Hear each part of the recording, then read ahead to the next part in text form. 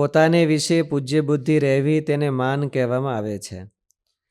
પરમાત્માને વિશે અને તેમના સાચા ભક્તને વિશે પૂજ્ય બુદ્ધિ થવી તેને નિર્માન ભાવ કહેવાય છે. કાંઈ પણ બેનિફિટની યોગ્યતા માનવી પોતાને વિશે એ માન કહેવાય.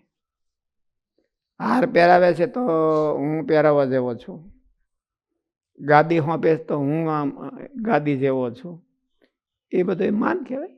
પૂજ્ય બુદ્ધિ એટલે હું કઈ કોઈ એવું ન વિચાર કરે કે મારે બધા પૂજા કરે, મહારાજની કરે છે એની ઘોડે, પણ એવો વિચાર કરે કે હાર પહેરાવા જેવો હું છું, વખાણ કરવા જેવો હું છું, ધોતિયા ઓઢાડવા જેવો હું છું, એટલે જ્યાં હું જ આવી જાય બધે, તો એ માન કહેવાય. સેવા કરવા જેવો હું છું એટલે સેવા કરવાનો રોલ મારો, એવું તો નિર્માનીનો રોલ આવી ગયો.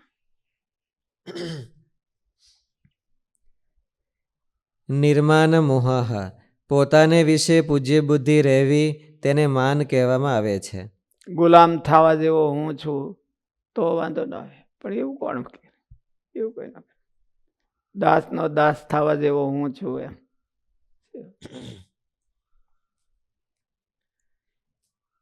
પોતાને વિશે પૂજ્ય બુદ્ધિ રહેવી તેને માન કહેવામાં આવે છે.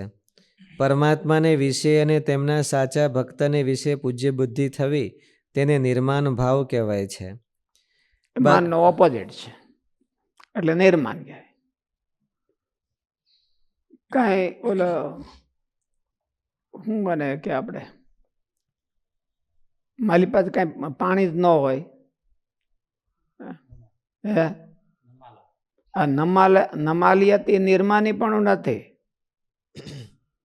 કેપેસિટી નિર્માની પણ છે. કેપેસિટીથી નિર્માની થવાય છે, નમાલિયતથી નિર્માની નથી થવાતો.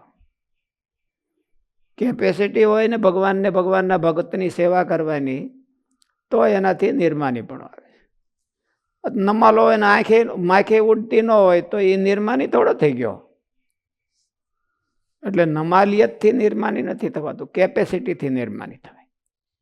એની કેપેસિટી હોવી જોઈએ. નિર્માન મોહા તો એ માન ને ત્યાગ કરવું એની કેપેસિટી હોવી જોઈએ. મારે કાંઈ આ બધું જોતું નથી તો એ કેપેસિટી વિના ક્યાં થાય?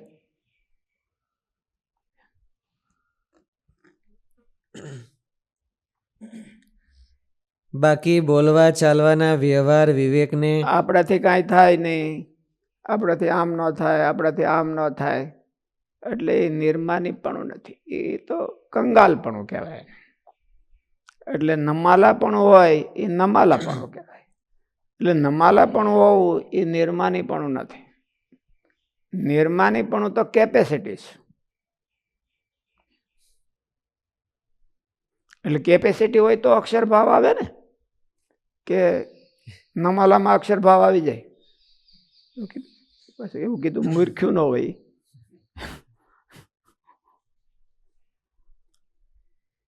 પોતાને વિશે પૂજ્ય બુદ્ધિ રહેવી તેને માન કહેવામાં આવે છે. પરમાત્માને વિશે અને તેમના સાચા ભક્તને વિશે પૂજ્ય બુદ્ધિ થવી તેને નિર્માન ભાવ કહેવાય છે.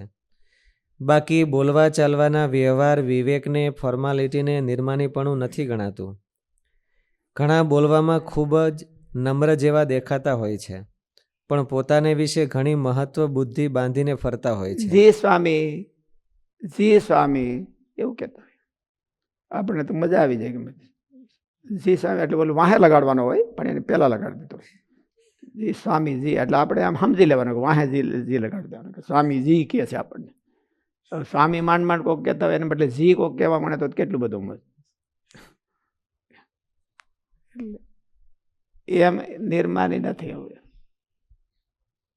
કાંઈક કેપેસિટી મેળવે અને સેવા કરે તો એ નિર્માની કહેવાય. સેવા કરવાની જ હોય ને. સેવા કરે તો જ એ દોષો ત્યાગ થાય. માન દોષ છે એ સેવા કરવાથી જ જાય છે. માનનો હટાવવાનો સાધન જ ભગવાનને ભગતની સેવા કરવી. તે સિવાય તો મનમાં ખાલી આમ કરે એને ધક્કો દે તો કંઈ જાય નહીં. મનમાં કે હું મારે માન નથી જોતું, મારે માન નથી જોતું એવો નિર્ણય કરી લે, એમ ન જાય કાંઈ. એ તો સેવા મળે કરવા અને પછી મારે માન નથી જોતું તો પછી ગયો.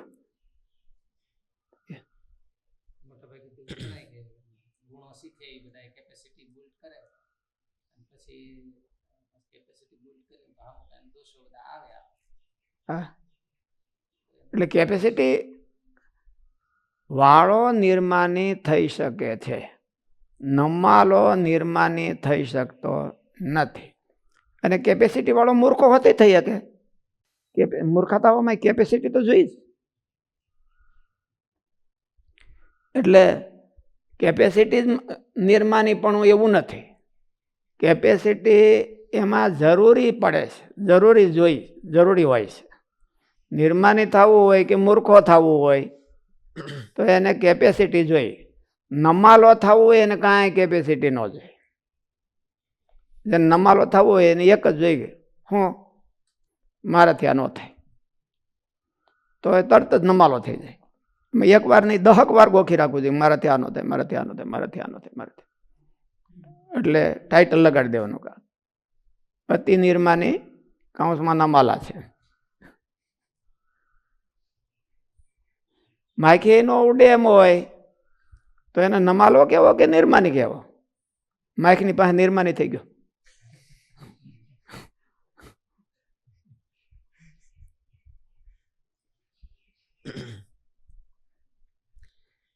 બાકી બોલવા ચાલવાના વ્યવહાર વિવેકને ફોર્માલિટીને નિર્માનીપણું નથી ગણાતું. ઘણા બોલવામાં ખૂબ જ નમ્ર જેવા દેખાતા એને હોય છે. વિનય કહેવાય. હરખું બોલતા આવડતું હોય, પાછા રફ હોય તો એ રફ કહેવાય. બોલતા ન આવડતું હોય તો, પણ હરખું બોલતા આવડતું હોય, કોકને જરાક રિસ્પેક્ટ દેતા, વાણીમાં રિસ્પેક્ટ દેતા આવડતું હોય તો એને વિનય કહેવાય. વિનય અને નિર્માણ એ બે જુદા છે. આવો બેહો, હાથ જોડો, પગે લાગીએ, તમે કયો એ કરીએ નહીં, એટલે એ વિનય થયો, નિર્માણ ન થયો. તમે કયો એમ કરીએ, પછી અહીં હું ગુડાણા છું એમ કહી હતી તો એ નિર્માની કહેવાય. બોલે કે એમ કરે છે, થોડીક ઓલી અકલ નથી કે એમ ન કહેવાય ગુડાણા હું. ઘણા બોલવામાં ખૂબ જ નમ્ર જેવા દેખાતા હોય છે, પણ પોતાને વિશે ઘણી મહત્વ બુદ્ધિ બાંધીને ફરતા એટલે હોય છે. નમ્રતા અને વિવેક એ હોતે જરૂરી છે. વિનય વિવેક નમ્રતા એ વ્યવહારમાં બહુ જરૂરી પાછું, અને અધ્યાત્મમાં જરૂરી છે. ક્યારેક ક્યારેક નમ્રતા છે એ એની કાયમ આવી જાય. મોટા પુરુષો પાસે નમ્રતા કરી હોય તો એ લેખે લાગી જાય એને. શરીરને જ પોતાનું રૂપ માનવાથી જ માન, આદર, સત્કાર કે પૂજાવાની ઈચ્છા થાય છે. શરીરની સાથે પોતાનો એકત્વ ભાવ માનવાને કારણે જ મનુષ્ય, એટલે શરીર એટલે તો કહેવાનું, પણ શરીર એટલે બુદ્ધિ, ગુણ, સ્કિલ એની હારે જ્યારે ચોકડોક થઈ ગયો હોય કે કોઈ પદાર્થ, ત્યારે એને એ પૂજાની ઈચ્છા થાય છે. શરીરની સાથે પોતાનો એકત્વ ભાવ માનવાને કારણે જ મનુષ્ય શરીરના માન આદરને ભૂલીને પોતાનામાં માન આદર માની લે છે અને તેમાં ફસાઈ જાય છે. જેને એક પરમાત્મામાં જ પૂજ્ય બુદ્ધિ થઈ છે અને શરીરમાં હું મારાપણું ઉથલી ગયું છે, તેઓ શરીરના માન આદરથી પ્રસન્ન થઈ જતા નથી. તેને શરીર આદિકનો મોહ રહેતો નથી. તેને કેવળ ભગવાનને પામવાનો, તેને પ્રસન્ન કરવાનો ઉદ્દેશ્ય થવાથી અને ભગવાનને શરણે થવાથી તે ભક્તો સંસારથી વિમુખ થઈ જાય છે. સંસારનો મોહ તેમને રહેતો નથી.